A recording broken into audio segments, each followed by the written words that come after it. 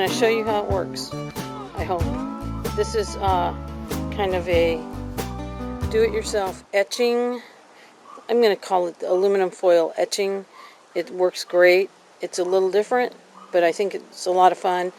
I'm going to show you everything I use, and I'm also going to kind of explain as I go, I hope. Alright, so first off, heavy duty aluminum foil. Really important that it's heavy duty because the other stuff is too light. Alright, second thing is I went to Smart and Final and picked up a kind of a tray thing. Let me see if I can see. It's square. It's about 19 by 19. The only thing about it, it has a little dimple in the middle, but that can be either rubbed out, you know, with a little sandpaper or something. Anyway, it works well for me. Alrighty, now I've taken the aluminum foil, and as you can see, I've taped it securely into the bottom of the tray. I tried to smooth it out as best I could. I'm not really super great at that. The the plate, because the pieces are so small, will live in the bottom of the tray for the entire process. It seems to work pretty okay, at least I think so. So the next thing I do is I've got this, it's a fiberglass tipped scratching pencil for scratch art. Maybe you've seen them. I think you can buy them at the art store. That's where I got mine, so I know you can. Anyway, I'm going to scratch the surface lightly. So I just start scratching just where I'm going to put the image. The image is going to go right in the scratch surface. And this is just so that the oil-based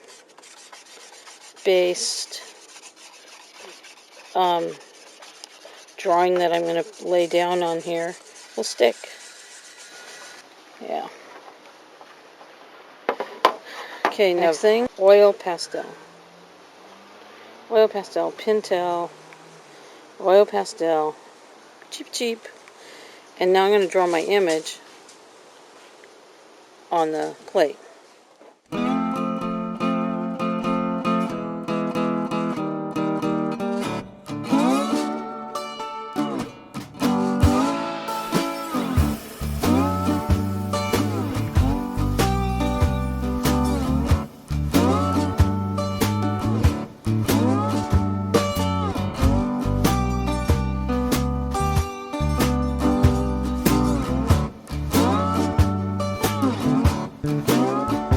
What I'm using. Oops, product placement. If you look at the ingredients, you should find phosphoric acid. And that is what etches it. So watch what I do. I'm just going to stick a little bit of this on here.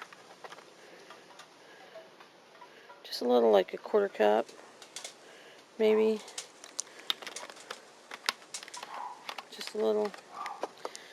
Then I'm going to swoosh it around. Already you can see that the image is burning into the aluminum.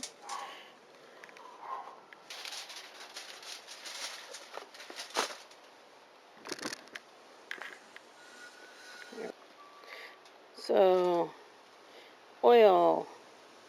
A little blob will do ya. Oops, too much.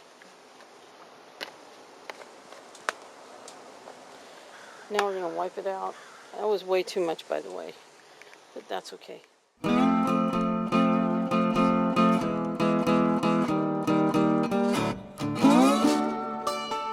So here's a plate. It's been etched. It's cleaned. I cleaned up all my mess. And it's oiled and ready to be inked. But before we ink it, we have to create a resist. So, I don't know if you can see, but I can see that he's there.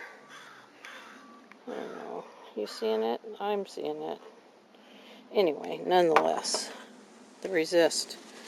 Use gloves. Gloves are a good thing.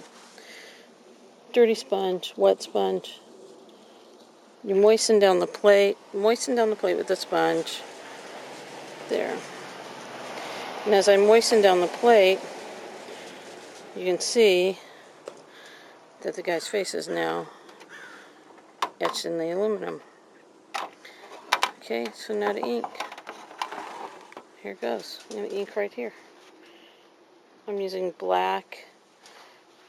I know it's exorbitant, but I'm using black etching ink. That's what I have. Just lightly put a little coat on. And as you can see, he's there. There he is, right there, right in the plate.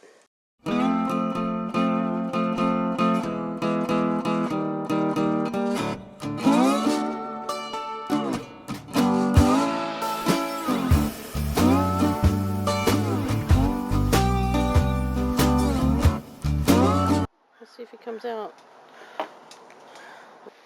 Alright, my hands are clean. I got my paper. I'm using Stonehenge. It's wet. It's really wet. I get it a little wetter than you would if I were putting it through an etching press. But it's going down here. We're going to lay it right down on the design. Now I'm going to have some grunge bleed at the top and the bottom. But, you know, for me, that's okay.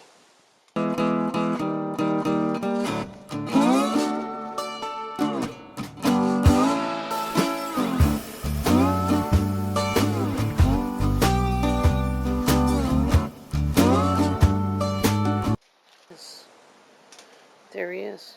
Now you note there's a lot of stuff around the edges, and you know, I don't need to have that, but I don't mind it. He's nice and dark too. Look how dark he is.